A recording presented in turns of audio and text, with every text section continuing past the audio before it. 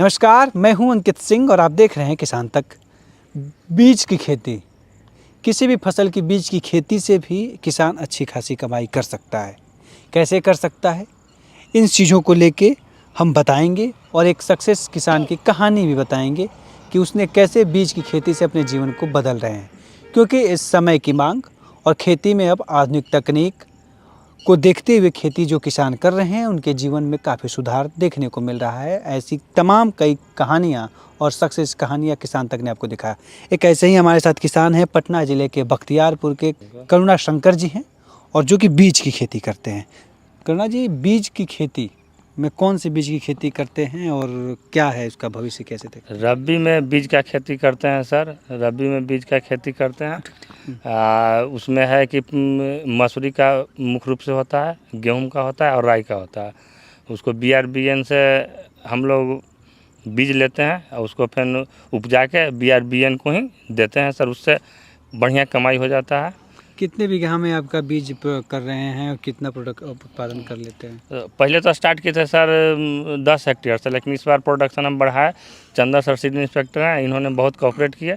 इनसे पहले थे रंजन सर, वो भी कोऑपरेट किए थे। अब धीरे धीरे बढ़ा रहे हैं। हम लोग रबी का तो कर ही रहे हैं और चाह रहे थे, हम सबका जो एरिया है ना काफ़ी बड़ा है, टाल क्षेत्र। अगर सरकार इसमें सुविधा देती तो हम लोग धान के भी सीड उत्पादन करते हैं। बख्तियारपुर का कौन सा टाल एरिया है? ये टाल एरिया, इसमें रवाइच मौजे है, रवाइच का और बख्तियारपुर दोनों का टायल है। रवाइच और बख्तियारपुर मौजे का है और ये टाल एरिया है। पटना का एक बड़ा हिस्सा जब बात होती है खेती में तो टाल की जिक्र होती है, मोकामा का टाल, और वैसे ही एक छोटा सा टाल ये भी है और कहीं ना कहीं ये मोकामा से जुड़ा हुआ एक श्रृंखला है। तो उस टाल को आप एक बार नज़र देख लीजिएगा, कैमरे से सीधे देखेंगे तो आपको दूर दूर तक कुछ दिखेगा नहीं। बिजली के खंभे पहुँच गए हैं लेकिन व्यवस्था नहीं है, ट्रांसफार्मर नहीं है। बिजली के खंभे हैं लेकिन ट्रांसफार्मर नहीं है। सुविधा की बहुत कमी है।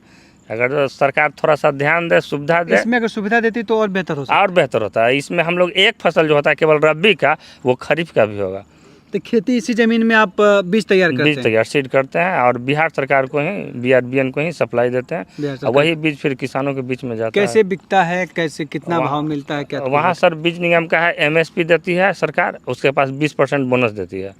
MSP मतलब समर्थन मूल्य। वो मैं समझ रहा हूँ। तो MSP किस तरह का, जो धान खरीद बिक्री होती है, धान वो खरीद रेट होता बिक्री है, वही रेट धान खरीद बिक्री होता है। MSP जो समर्थन मूल्य सरकारी रेट है, उसके बाद उस पर 20% और देती है, एक्स्ट्रा देती है। तो खर्चा ज़्यादा पड़ता है और नॉर्मल खेती से बीज की तैयारी करने में? नहीं, खर्चा तो थोड़ा ज़्यादा पड़ता है लेकिन फ़ायदा भी थोड़ा ज़्यादा है। अब इसे बीज BRBN से लेते हैं तो महंगा बीज आती है। उसको फिर उपजा के देते हैं तो जितना महंगा देती है सरकार उतना महंगा लेती तो नहीं है। अब मसूरी के बीज दी थी 125 रुपये के जी, और समर्थन मूल्य मसूरी का 60 रुपये के जी है। अब 20% आप देगी तो 72 रुपये के जी लेगी, और 125 रुपये के जी दी थी सरकार। तो देती है लेकिन फिर भी मार्केट वैल्यू से बढ़िया है, 20% देती है। पहले मार्केट में देते थे लेकिन उससे कैसे इसमें आए, खेती में कैसे आए बीज की खेती में? पुराने सीड इंस्पेक्टर रंजन सर थे, उनसे संपर्क हुई उन्होंने हमको। इससे पहले क्या करते थे? इससे पहले भी खेती करते थे। खेती करते थे। सी खेती मतलब नॉर्मली खेती करते थे, रबी, मसूरी, गेहूँ, चना, राई। बीज का ही करते हैं? आप बीज का करने लगे? हाँ, अब थोड़ा कितने सालों से कर रहे हैं? 2 सालों से कर रहे हैं सर। उससे पहले नॉर्मली खेती? उससे पहले नॉर्मल। तो उस समय क्या स्थितियाँ थी और अभी कितना इकोनॉमिकली कितना बेहतर हुआ है? इकोनॉमिकल बहुत बेहतर हुआ है पहले से। जैसे कि ये तो है कि MSP तो समर्थन मूल्य प्लस 20% मिलना ही मिलना है।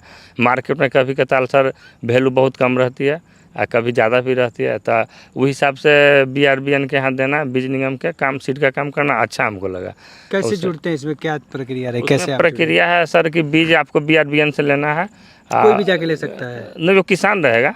किसान, कोई भी किसान जाके? हाँ, कोई भी किसान जाके ले सकता है और उसको उपजा के फिर BRBN में जमा कर सकता है। अच्छा सर, थोड़ा सा मैं बस एक समझना चाहेंगे, अगर इकोनॉमिकली बता दें कि कितना सालाना कितना हो जाता है तो? देखिए सर, सालाना राशि के तौर पे राशि के तौर पर सर प्रोडक्शन जितना करेंगे, कितना प्रोडक्शन मतलब एक एवरेज होता होगा? 5 एक एवरेज, हाँ, 3 लाख 4 लाख रुपया हो जाती है सर 10 हेक्टेयर में। हाँ, 10 हेक्टेयर में 3 से 4 लाख? 3 से 4 लाख तो कमाई है ये सब काट के, या उसमें सब 3 लाख सब काट के कमाई हो जाती है? 3 लाख रुपया आपका काट पीट के हो जाती है। और नॉर्मली अगर 10 हेक्टेयर में खेती करते थे तो क्या था? तो 1.5 से 2 लाख रुपया सब काट छाट के 2 लाख, 1 से 1.5 लाख की बढ़ोतरी होती है। होती है। सीड के 2 साल से इस चीज़ में हाँ, अब इसी में आप काम कर रहे हाँ हैं। इसी में अभी सीख अगर गए हैं। धान उनकी भी बेहतर सुविधा सिंचाई उचाई की हो जाए तो और तब धान खरीद के भी देंगे, खरीद का भी, हम तो बीज उत्पादक किसान हैं ही, धान का भी उत्पादन करके देंगे। हम धान की इसीलिए नहीं करते हैं, जब हाजीपुर से बोला भी जाता है धान खरीफ में भी आइए, लेकिन एरिया देखिए रहे हैं आप, सुविधा नहीं है, बिजली के पोल है, तार है, लेकिन ट्रांसफार्मर नहीं है। अच्छा, लास्ट सवाल है सर कि 1 बीघा में जो है अगर आप बीज तैयार करते हैं तो कितना खर्चा आ जाता है? 1 बीघा में बीज तैयार करते हैं सर, तब मोटा मोटी हमको खर्च उसमें गिर जाता है 5,000 के आसपास। 5,000। और नॉर्मली खेती नॉर्मली खेती करते हैं तब 3,000 3500। तो यही कहानी थी। और उससे पहले कुछ था? कैसे जीवन में कुछ बदलाव हुआ है कि अभी पैसा जब थोड़ा सा आएगा तो जीवन में थोड़ा सा बदलाव होगा। परिवार में कितने लोग हैं सर? परिवार में हम लोग 4 लोग हैं सर। 4 लोग हाँ। का तो अब जीवन ठीक ठाक हाँ, चल रहा है? ठीक चल रही है। बेहतर है? हाँ, बेहतर है, पहले से बेहतर है। पहले। बहुत बेहतर नहीं कह सकते हैं, पहले से लेकिन पहले से बेहतर है। बहुत बेहतर नहीं है, लेकिन पहले से बेहतर है। लेकिन बेहतर और भी हो जाएगा जब इस टाल एरिया में बांध या ऐसी सिंचाई की जो व्यवस्थाएं हैं, इनका कहना है कि 2 से 3 फीट ही पानी रहता है, लेकिन पूरी की पूरी फसल बर्बाद हो जाती है। तो सरकार को इन एरिया में सोचने की ज़रूरत होगी। भले ये बख्तियारपुर से मुख्यमंत्री जी के पैतृक जो गाँव है वहाँ तक सब रास्ता एक मार्ग बन गया है, इससे एक अच्छी सुविधाएं लोगों को मिलेंगी। क्योंकि खेती भी करना होगा तो थोड़ा लंबा दूरी तय करना होगा तो आराम से सड़क के माध्यम से जा सकते हैं। लेकिन ये था हमारे इस किसान की कहानी, जिन्होंने पूरी कहानी बताई कि बीज की खेती से कैसे जीवन में सुधार आ सकता है। आप भी करिए, आप भी सोचिए। आपके भी ज़िले में सीड इंस्पेक्टर आते हैं, तमाम चीज़ें विभाग है, वहाँ से संपर्क करिए, कैसे खेती करें, क्या करें।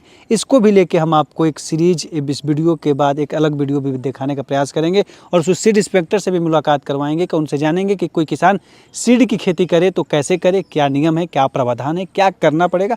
इस सब कुछ हम आपको अगली कड़ी में बताने का प्रयास करेंगे। तब तक के लिए किसान तक की पूरी टीम को दीजिए इजाजत। नमस्कार। अगर ये वीडियो आपको पसंद आया है तो इसे लाइक जरूर करें। अगर चैनल अभी तक सब्सक्राइब नहीं किया है तो कर लें और नोटिफिकेशन पाने के लिए बेल आइकन भी दबा दें। किसान तक, किसान तक, किसान तक, किसान तक, किसान तक, किसान तक, किसान तक, किसान तक खाना है। किसान तक खाना है तो उगाना है।